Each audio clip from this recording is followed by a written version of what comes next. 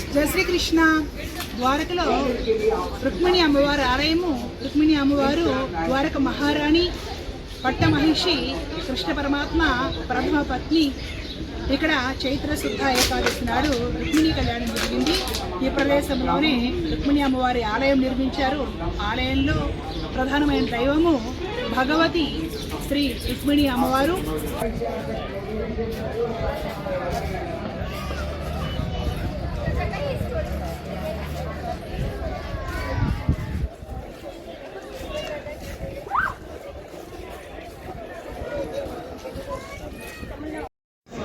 ఇదంతా కూడా అతి ప్రసిద్ధమైన, భారతదేశంలోని సుప్రసిద్ధమైన భగవతి రుక్మిణి అమ్మవారి ఆలయము.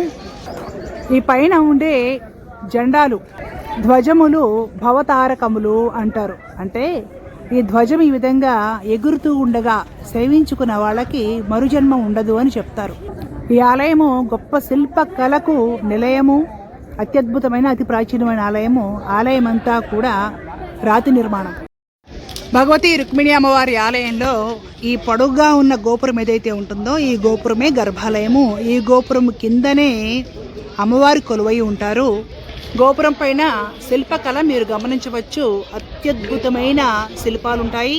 ఇదంతా కూడా చాలా ప్రాచీన కాలంలో నిర్మించిన రాతి ఆలయం అండి.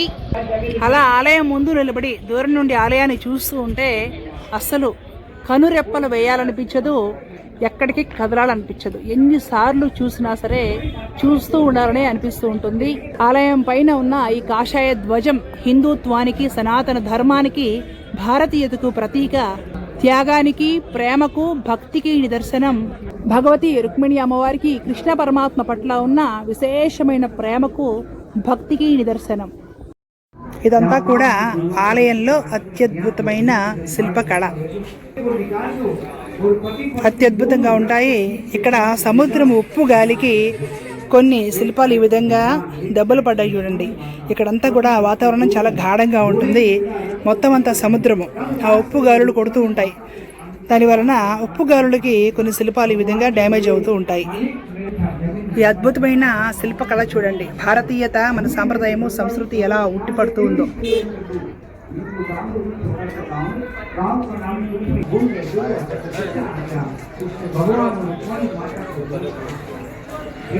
సముద్రం ఉప్పు గాలికి కొన్ని శిల్పాలు ఈ విధంగా డ్యామేజ్ అయిపోయాయి.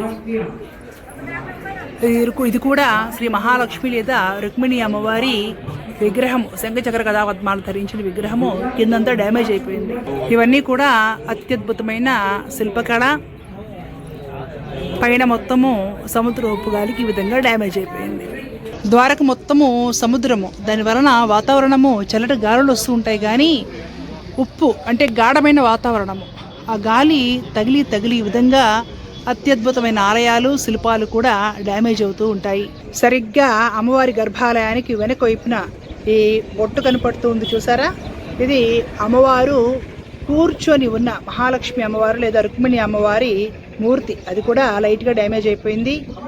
ఇలా పైకి చూస్తే రుక్మిణి అమ్మవారు శంఖచక్ర కథాపద్మాలు పట్టుకొని నిలబడి ఉంటుంది.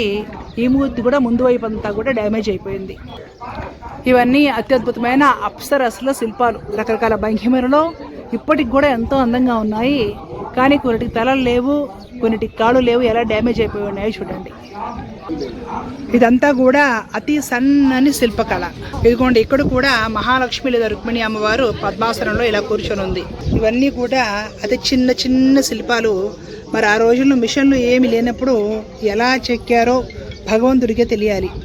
ఈ పైనంతా కూడా రుక్మిణి అమ్మవారిని అప్సరసులు సేవిస్తూ ఉండగా, అంటే మహాలక్ష్మి అమ్మవారిని అప్సరసులు సేవిస్తూ ఉన్న భంగిమ ఇవంతా కూడా.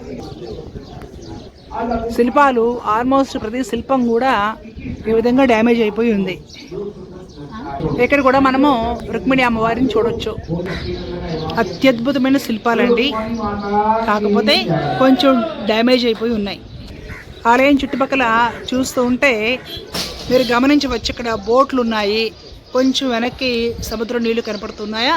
ఒకప్పుడు ఇదంతా కూడా సముద్రమే. రుక్మిణి అమ్మవారి ఆలయము సముద్రంలో ఉండేది. బోట్లో రావాల్సి వచ్చేది. నిదానంగా సముద్రం అంతా వెనక్కి వెళ్ళిపోయి భూభాగం బయటపడ్డాక రోడ్లు అవన్నీ వేశారు. ఇప్పుడు షిప్ అవసరం లేదు. వెహికల్స్లోనే వచ్చి ఈ విధంగా ఈ ప్లేస్ అంతా కూడా రోడ్లు వేసేశారు. ఆలయం లోపల ఫోటోగ్రఫీ నిషేధము. నేను ఆలయం బయట నుండి చుట్టూ పరిసరాలు, దేవాలయ గోపురం అంతా కూడా రికార్డు చేస్తున్నాను. ఇక్కడ నుండి ఇలా ముందుకెళ్ళిపోతే బేట్ ద్వారక అని వస్తుంది. రుక్మిణి అమ్మవారి ఆలయము ద్వారక నుండి బేట్ ద్వారక వెళ్ళే దారిలో ఉంటుందంటే, అంటే ద్వారక అవుట్స్కట్స్లో ఉంటుంది. సరిగ్గా ఇది రుక్మిణి అమ్మవారికి కళ్యాణోత్సవం జరిగిన ప్రదేశం. అమ్మవారి మూర్తి ఇక్కడ చాలా ఆనందంగా, నవ్వుతూ, సంతోషంగా, ప్రేమగా కనిపిస్తూ ఉంటుంది. ఎంతోమంది ఇక్కడికి వచ్చి వాళ్ళ సమస్యల పరిష్కారం అవడం కోసము రుక్మిణి పత్రిక, భాగవతం దశమ స్కందంలో రుక్మిణి అమ్మవారు కృష్ణ పరమాత్మకు పంపించిన రుక్మిణి పత్రిక లేదా ప్రేమ పత్రిక, శరణాగతి పత్రిక, ప్రార్థనా పత్రిక అని కూడా పిలుస్తారు. ఆ 7 శ్లోకాలను ఇక్కడ పారాయణం చేస్తారు.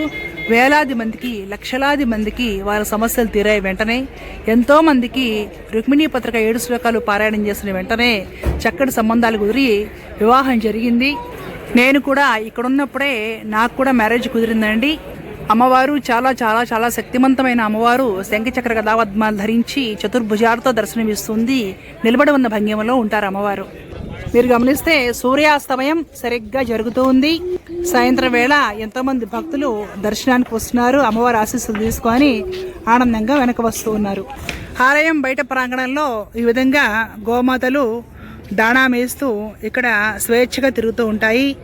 వందల వేల పావురాలకు ఇక్కడ జొన్నలు, గింజలు చల్లుతారు. ఎన్నో పావురాలు ఇక్కడ ఉంటాయి. ఎన్నో గోమాతలు ఇక్కడ మేయిస్తూ స్వేచ్ఛగా అమ్మవారి ఆలయం ముందే తిరుగుతూ ఉంటాయి. భగవతి రుక్మిణి అమ్మవారి ఆలయాన్ని అందరూ చక్కగా సేవించుకోండి. ఆ పైన ఉండే కాషాయ ధ్వజాన్ని చూడండి. అమ్మవారు సాక్షాత్తు మూల ప్రకృతి జగన్మాత అయిన భగవతి మహాలక్ష్మి అమ్మవారు భౌతిక జీవితంలో ఉండే బాధలు, కష్టాలు, సమస్యల నుండి బయటపడటమే కాదు, సాక్షాత్తు పరమాత్మను చేరడానికి కూడా ఏకైక ఉపాయము రుక్మిణీ పత్రికలో 7 శ్లోకాలు మాత్రమే. సాక్షాత్తు శ్రీమద్ భాగవతము ప్రత్యక్షమైన ప్రమాణంగా ఉంది. యావత్ భారతదేశంలో ఎంతో మంది రుక్మిణీ పత్రిక పారాయణం చేసి మంచి ఫలితాలు పొందారు. వారి జీవితంలో సమస్యలు, కష్టాలు, గండాల నుండి బయటపడ్డారు. ఎంతోమంది వివాహం చేసుకొని సంతానాన్ని కని సుఖంగా ఉన్నారు. అందరూ కలిసి చెప్పండి, భగవతి రుక్మిణి మాతాజీకి జై. జై ద్వారకాధీష్, జై శ్రీకృష్ణ, జై శ్రీమన్నారాయణ, కృష్ణార్పణం.